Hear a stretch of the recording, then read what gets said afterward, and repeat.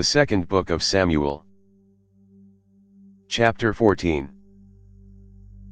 Now Job the son of Zeruiah perceived that the king's heart was toward Absalom. Job sent to Tekoa, and brought a wise woman from there, and said to her, "Please act like a mourner, and put on mourning clothing, please, and don't anoint yourself with oil, but be as a woman who has mourned a long time for the dead. Go into the king, and speak like this to him." So Job put the words in her mouth. When the woman of Tekoa spoke to the king, she fell on her face to the ground, showed respect, and said, "Help, O king." The king said to her, "What ails you?" She answered, "Truly I am a widow, and my husband is dead. Your servant had 2 sons, and they both fought together in the field, and there was no one to part them, but the one struck the other, and killed him. Behold, the whole family has risen against your servant, and they say, 'Deliver him who struck his brother, that we may kill him for the life of his brother whom he killed, and so destroy the heir also.' Thus they would quench my coal which is left, and would leave to my husband neither name nor remainder on the surface of the earth." The king said to the woman, "Go to your house, and I will give a command concerning you." The woman of Tekoa said to the king, "My lord, O king, may the iniquity be on me, and on my father's house, and may the king and his throne be guiltless." The king said, "Whoever says anything to you, bring him to me, and he will not bother you any more." Then she said, "Please let the king remember Yahweh your God, that the avenger of blood destroy not any more, lest they destroy my son."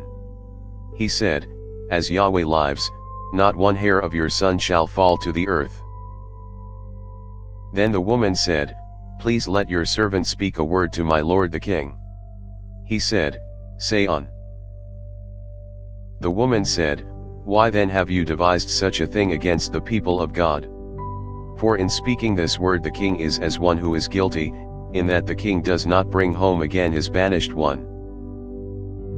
For we must die, and are like water spilled on the ground, which can't be gathered up again, neither does God take away life, but devises means, that he who is banished not be an outcast from him. Now therefore, seeing that I have come to speak this word to my lord the king, it is because the people have made me afraid. Your servant said, I will now speak to the king, it may be that the king will perform the request of his servant.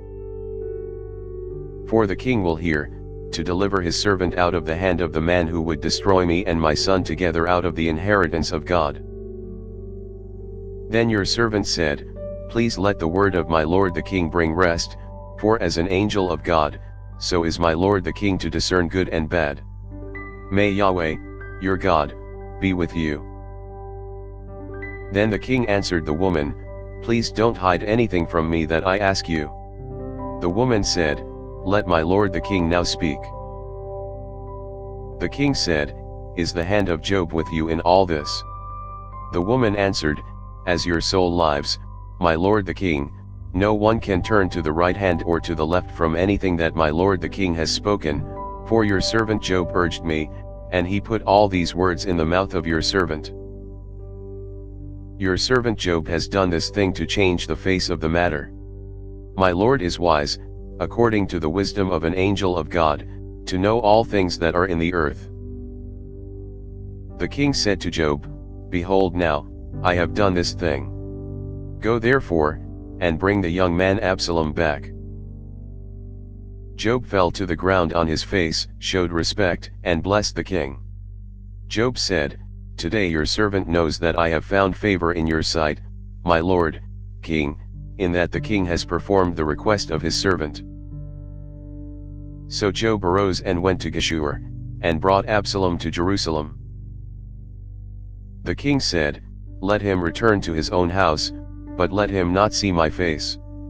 So Absalom returned to his own house, and didn't see the king's face. Now in all Israel there was no one to be so much praised as Absalom for his beauty. From the sole of his foot even to the crown of his head there was no defect in him.